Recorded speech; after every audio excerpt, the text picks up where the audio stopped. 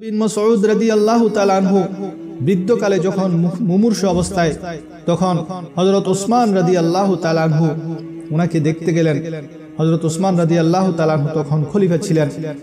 উসমান রাদিয়াল্লাহু তাআলা আনহু আব্দুল্লাহ বিন মাসউদ রাদিয়াল্লাহু তাআলা আনহুকে প্রস্তাব দিলেন, আপনি যদি চান যে আমি আপনার জন্য বেশ কিছু মাল ও দৌলত পাঠিয়ে দেব যা আপনার পরে আপনার কন্যাদের কাজে আসবে, কিন্তু আব্দুল্লাহ বিন মাসউদ রাদিয়াল্লাহু তাআলা আনহু সেই প্রস্তাবকে নাকচ করে দিলেন।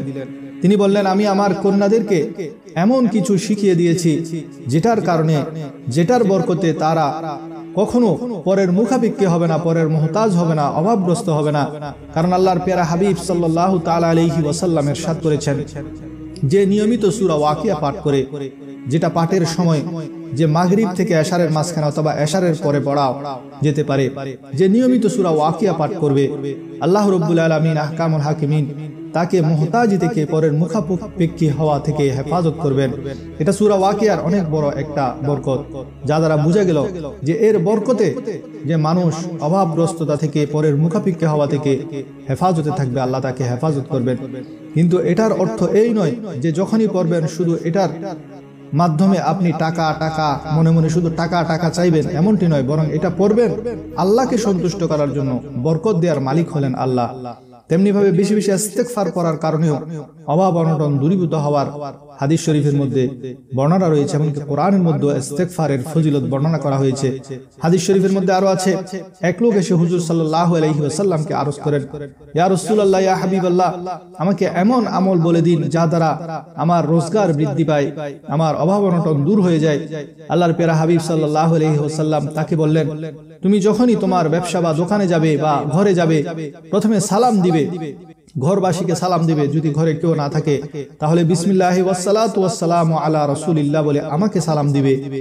এরপর একবার সূরা ইখলাস, কুল হুয়াল্লাহু আহাদ আল্লাহুস সামাদ লাম ইয়ালিদ ওয়া লাম ইউলাদ ওয়া লাম ইয়াকুল লাহু কুফুয়ান আহাদ পড়বে। তাছাড়া দারিদ্রতা থেকে মুক্তির জন্য আরো অনেক আমল রয়েছে, ঘরের বরকতের জন্য অনেক আমল সমূহ রয়েছে, যা আমরা প্রায় সময় বিভিন্ন আলোচনার মধ্যে বলে থাকি। এসব কোরআন হাদিসের আমল থেকে আমরা অনেক দূরে, যার কারণে আমাদের অভাব অনটন দূর হয় না। সেই সাহাবী আল্লাহর প্যারা হাবিব সাল্লাল্লাহু আলাইহি ওয়াসাল্লামের সেই আমলটি যখন শুরু করলেন, ঘরে যখনই যেতেন তিনি সালাম দিতেন এবং একবার সূরা ইখলাস পাঠ করতেন। তাছাড়া ঘরে প্রবেশ করার সময় বিসমিল্লাহ বলাও সুন্নত, এতে শয়তান আপনার সাথে প্রবেশ করতে পারে না।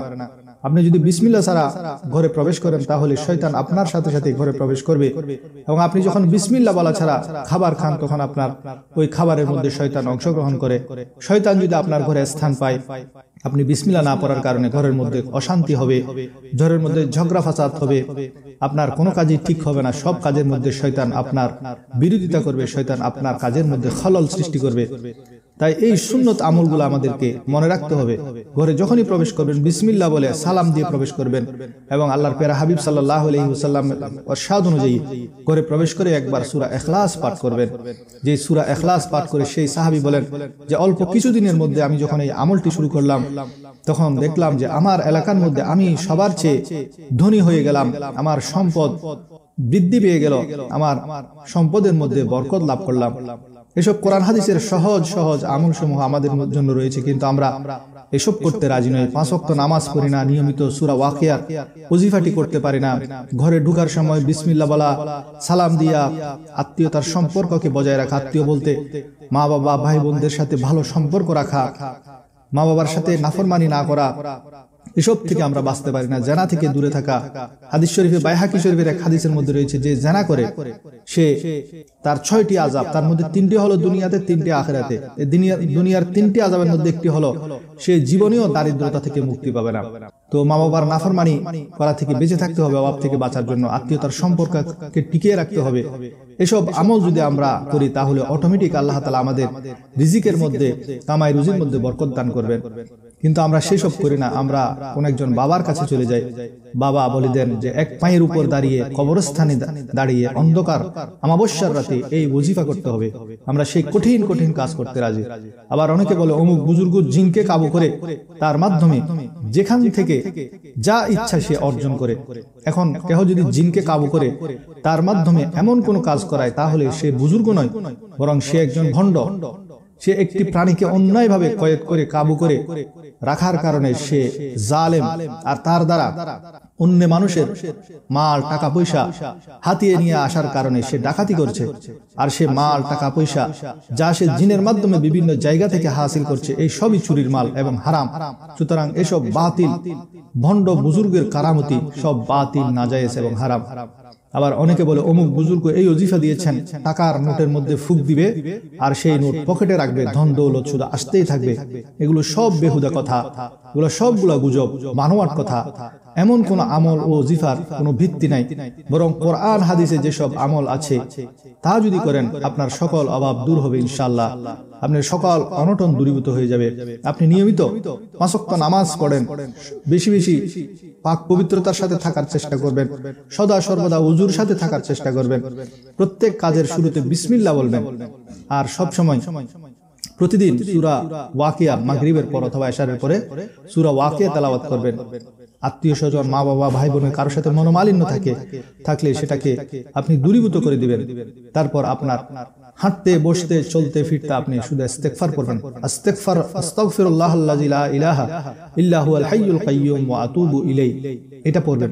সেটা যদি না পারেন তাহলে আপনি শুধু সব সময় আস্তাগফিরুল্লাহ, যার হে আল্লাহ আমাকে মাফ করে দিন। আপনার গুনাহের কথা খেয়াল করে আল্লাহর কাছে লজ্জিত হয়ে সদা সর্বদা আপনি আল্লাহর কাছে মাফ চাইবেন। গুনাহ থাক না থাক, আপনি আল্লাহর কাছে মাফ চাইতে থাকুন, হে আল্লাহ আমাকে মাফ করে দিন, আমার ভুল হয়ে গেছে। কারণ আমাদের অজান্তে অনেক গুনাহ হয়ে যায়, সেই গুনাহ থেকে আল্লাহর কাছে যদি আপনি মাফ চান তাহলে আল্লাহ তাআলা খুশি হয়ে যান এবং তার বরকত আপনার দুনিয়াতেও পাবেন, আখিরাতেও পাবেন। সেজন্য বেশি বেশি ইস্তেগফার করবেন। আর আল্লাহর প্যারা হাবিব যে একটি সুন্দর ছোট্ট সহজ আমল দিয়েছেন সাহাবীকে, যে যখনই আপনার ব্যবসা প্রতিষ্ঠান প্রথমে খুলবেন তখনই আপনি সালাম দিয়ে আপনার ব্যবসা প্রতিষ্ঠানে ঢুকবেন, অথবা আপনি ঘরের মধ্যে যখন ঢুকবেন তখন আপনি সালাম দিয়ে ঘরের বাসীকে সালাম দিয়ে ঢুকবেন। সে ছোট হোক বড় হোক তাকে সালাম দিবেন। আর কেউ যদি না থাকে তখন আল্লাহর প্যারা হাবিবের প্রতি সালাম পেশ করবেন, বিসমিল্লাহ বলে ঘরে প্রবেশ করবেন, ওয়াসসালাতু ওয়াসসালামু আলা রাসূলিল্লাহ বলে সালাম দিবেন। তারপর একবার সূরা ইখলাস পাঠ করবেন। তাহলে ইনশাআল্লাহ এইভাবে যদি আপনি আপনার জীবন যাপন করেন, আল্লাহ তাআলা আপনার রিজিকের মধ্যে বরকত দান করবেন, আপনার সকল অভাব অনটন দূরীভূত করে দিবেন। আসসালামু আলাইকুম ওয়া রাহমাতুল্লাহি ওয়া বারাকাতুহু।